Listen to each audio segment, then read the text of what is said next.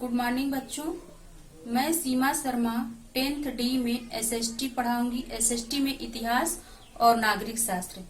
आज हम लोग नागरिक शास्त्र पढ़ेंगे। नागरिक शास्त्र का पहला चैप्टर है सत्ता की साझेदारी। सत्ता के साझेदारी का अर्थ समझते हैं। जब किसी शासन व्यवस्था में हर सामाजिक समूह और समुदाय की भागीदारी सरकार में होती है तो इसे सत्ता की साझेदारी कहते हैं। अर्थात जो भी सरकार बन रही है उसमें सभी भाषाई हो चाहे जाति समुदाय हो सबका भागीदारी हो, वही सत्ता की साझेदारी है। दो उदाहरण दिया गया है बुक में, एक बेल्जियम का और एक श्रीलंका का, और दोनों की समस्याएं एक ही है। क्या समस्या है? भाषाई समुदायों की समस्या। सबसे पहले श्रीलंका के बारे में देखते हैं। श्रीलंका एक द्वीपीय देश है जो तमिलनाडु के दक्षिणी छोर से थोड़ी दूर स्थित है। तमिलनाडु भारत का दक्षिणी हिस्सा है और उसके बाद श्रीलंका है थोड़ी दूर पे। श्रीलंका भारत का एक पड़ोसी देश भी है जिसकी आबादी कितनी है? श्रीलंका की आबादी 2 करोड़ है, हमारे हरियाणा राज्य के बराबर। और यहाँ 2 समुदायों के लोग मुख्य रूप से रहते हैं। पहला है सिंहली, जो 74% जनसंख्या है वो सिंहली समुदाय के लोग हैं, और जो 18% है वो तमिल समुदाय के लोग हैं। बहुसंख्यक कौन हुए? तमिल, जिनकी संख्या अधिक है। 74% सिंहलियों की संख्या है, 18% तमिलों की संख्या है। तो जो अधिक है यानी कि 74% सिंहलियों को बहुसंख्यक कहा गया है। बहुसंख्यक सिंहलियों ने अपना आजादी के बाद प्रभुत्व कायम करना चाहा, और प्रभुत्व कायम करने के लिए वहां के नवनिर्वाचित सरकार ने कुछ कानून पारित किए जिसमें निम्न कदम उठाए। तमिलों को हटाकर सिंहली को ही राजभाषा नियुक्त किया गया। ये 1866 के कानून के हिसाब से एक पॉइंट है। तमिलों को हटाकर सिंहली को ही राजभाषा नियुक्त किया गया। तमिल जो है वो अल्पसंख्यक है और सिंहली बहुसंख्यक। तो सिंहलियों की भाषा को राजभाषा नियुक्त किया गया। नौकरियों व विश्वविद्यालयों में सिंहलियों को प्राथमिकता दी गई। बौद्ध धर्म को बढ़ावा मिला। इसका परिणाम ये हुआ कि श्रीलंकाई तमिल समुदाय के लोग नाराज हो गए। उन्हें लगा कि उनके अधिकारों का हनन हो रहा है और उन्हें समान राजनीतिक अधिकार प्राप्त नहीं हो रहे हैं। उनके साथ हर प्रकार से भेदभाव हो रहा है, ऐसा सोच रहे थे। इस तरह से सिंहलियों और तमिलों का संबंध दिन प्रतिदिन खराब होता चला गया, और एक दिन ऐसा नौबत आया कि दोनों के बीच गृह युद्ध शुरू हो गया। कितने कौन कौन सी जाति के लोग थे? तमिल थे और सिंहली, दोनों आपस में हर जगह लड़ने लगे। अब गृह युद्ध किसे कहते हैं? जब देश के भीतर ही युद्ध चलता है तो उसे गृह युद्ध कहते हैं। अब देखते हैं, यह गृह युद्ध जो चला वो सन 2000 में समाप्त हुआ, लेकिन जब देश के अंदर ही युद्ध चलते हैं तो उससे बहुत ज्यादा नुकसान होता है। श्रीलंका में वैसे सामाजिक, आर्थिक और स्वास्थ्य के मामले में बहुत अच्छा देश था, लेकिन गृह युद्ध के बाद उसकी स्थिति कमजोर पड़ने लगी। अब बेल्जियम की समस्या देखते हैं। बेल्जियम एक छोटा सा देश है, हरियाणा से भी छोटा है, और उसमें 3 भाषाई लोग रहते हैं। 59% जो है वो डच भाषी लोग रहते हैं, 40% है जो वो फ्रेंच भाषी लोग रहते हैं, और बाकी अन्य लोग जो हैं वो जर्मन हैं। इनके बेल्जियम के सीमाओं पर लगे देश हैं फ्रांस, नीदरलैंड, जर्मनी और लक्जमबर्ग। जनसंख्या कितनी है बेल्जियम की? 1 करोड़ से अधिक। बेल्जियम ने इसी समस्या को अलग तरीके से सुलझाया। अब देखते हैं कौन सा तरीका अपनाता है वो। बेल्जियम की समझदारी। बेल्जियम के जो नेता थे वे सत्ता की साझेदारी का रास्ता अपनाए, यानी कि जो भी शासन है उसमें दोनों समुदाय के लोगों को शामिल किया गया। उन्होंने देश की क्षेत्रीय और सांस्कृतिक विविधता को स्वीकार किया।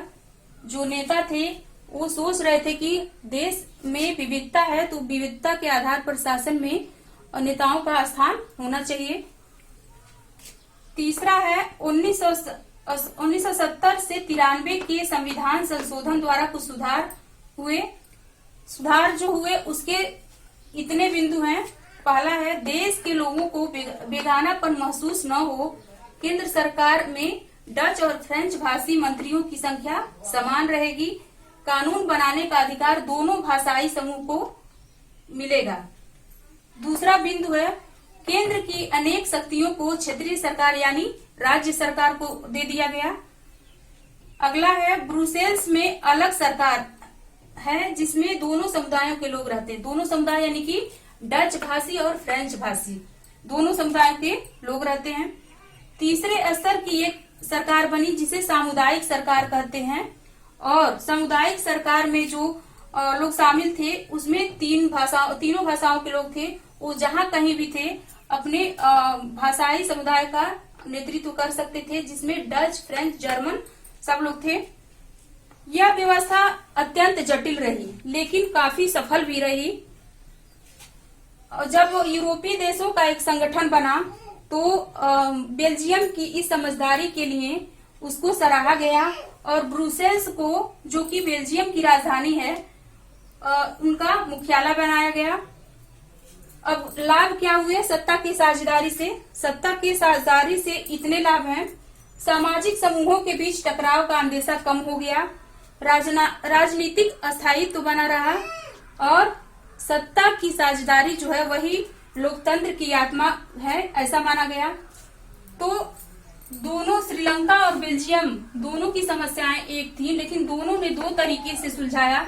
श्रीलंका को बहुत ज्यादा हानि हुई और बेल्जियम अपनी समस्याओं का समाधान बहुत सूझबूझ से किया। इस तरह से ये अखंड देश बना रहा और देश के टुकड़े नहीं हुए। सत्ता की साझेदारी का जो ये बहुसंख्यक हैं, अल्पसंख्यकों पर अपना मत थोपते हैं, तो उनको थोड़ा बहुत लाभ तो होता है, लेकिन उनके विनाश का कारण अल्पसंख्यकों का अनदेखा जो करना जो होता है। अतः सत्ता की साझेदारी ही शासन को चलाने का सबसे अच्छा तरीका है। इसमें एक छोटी सी कहानी है, खलील की उलझन। खलील की उलझन बैताल द्वारा विक्रम को सुनाई जाने वाली एक कहानी है। कहानी ऐसे है, बेरूत शहर में खलील नाम का एक आदमी रहता था। उसके माँ बाप जो थे वो अलग अलग जातियों के थे। माँ सुन्नी मुसलमान और तथा पिता ऑर्थोडॉक्स ईसाई थे। आजकल जैसे विजातीय विवाह हो रहे हैं वैसे ये लोग भी विवाह किए थे। लेबनान में विभिन्न जातियों के लोग रहते थे। वे हर काम साथ साथ करते थे, लेकिन जब गृह युद्ध होता था तो आपस में लड़ाई भी करते थे, और ऐसे में ही खलील का जो चाचा था वो मारा गया। इस युद्ध के समाप्ति के बाद लेबनान के नेताओं ने आपस में बैठक की और सभी जातियों में सत्ता के बंटवारे के कुछ बुनियादी नियम बताए। नियम क्या था? देश का राष्ट्रपति जो होगा वो मैरोनाइट पंथ का कैथोलिक होगा। प्रधानमंत्री जो होगा सुन्नी मुसलमान होगा। उप प्रधानमंत्री जो होगा ऑर्थोडॉक्स ईसाई होगा, और संसद का जो अध्यक्ष होगा वो सिया मुसलमान होगा। यानी कि पूरे जो शासन की व्यवस्था है दो जातियों के बीच बांट दिया गया, मुसलमान और ईसाई। जब ये व्यवस्था की गई और जब चुनाव हुआ तो दोनों जातियों की संख्या बराबर थी। बाद में मुसलमानों के बहुमत में आने के बाद भी अभी भी दोनों पक्ष उसी व्यवस्था को मान रहे थे। खलील का क्या विचार था इस व्यवस्था के बारे में? खलील एक राजनीतिक महत्वाकांक्षा वाला व्यक्ति था। वह न तो माता का धर्म मानता था न पिता का। वह चाहता था कि लेबनान में भी जैसे अन्य देशों में लोकतंत्र है वैसे लेबनान में भी लोकतंत्र है। वो कहता था चुनाव कराइए, सबको चुनाव लड़ने की आजादी दीजिए, और जो सबसे ज्यादा वोट पाएगा वही राष्ट्रपति होगा, और चाहे वह किसी भी धर्म का हो। लेकिन गृह युद्ध जो बड़े बुजुर्ग देख चुके थे वो लोग मौजूदा व्यवस्था को ही बेहतर मानते थे। इस तरह की कहानी बैताल विक्रम को सुनाकर एक सवाल किया कि अगर आपको लेबनान की कानून बनाने के लिए दिया जाए तो कौन सी व्यवस्था लागू करेंगे, पुरानी व्यवस्था या कुछ नया जैसे लोकतंत्र व्यवस्था कायम करेंगे? अगर जवाब जानते हैं तो सुनाइए। सबसे पहले देखते हैं लोकतंत्र। लोकतंत्र वह है जिसमें जनता ही सारी शक्तियों का स्रोत है, अर्थात जनता के द्वारा जनता के लिए शासन ही लोकतंत्र है। एक अच्छे लोकतांत्रिक शासन में समाज के विभिन्न समूहों और उनके विचारों का सम्मान किया जाता है, अर्थात एक अच्छे लोकतांत्रिक देश में जितने भी जात के समूह होते हैं उनको सबको लोकतंत्र के शासन में शामिल किया जाता है। सार्वजनिक नीतियां तय करने में सबकी बातें शामिल होती हैं, अर्थात कोई भी नियम और कानून बनता है तो सभी जातियों का हित उसमें शामिल होता है। सत्ता के साझेदारी के विभिन्न रूप। सत्ता के साझेदारी के 4 रूप हैं। पहला है शासन के प्रमुख अंगों के बीच साझेदारी, इसको क्षैतिज वितरण भी कहते हैं। इसमें कार्यपालिका, विधायिका और न्यायपालिका के बीच सत्ता का बंटवारा होता है, सत्ता का साझेदारी होती है। कार्यपालिका सत्ता का उपयोग करती है इसमें, लेकिन संसद के अधीन रहकर ही करती है। न्यायपालिका की नियुक्ति कार्यपालिका करती है, लेकिन न्यायपालिका ही व्यवस्थापिका और कार्यपालिका पर अंकुश लगाती है। इस व्यवस्था को नियंत्रण और संतुलन की व्यवस्था कहते हैं। क्षैतिज वितरण को क्या कहते हैं? नियंत्रण और संतुलन की व्यवस्था।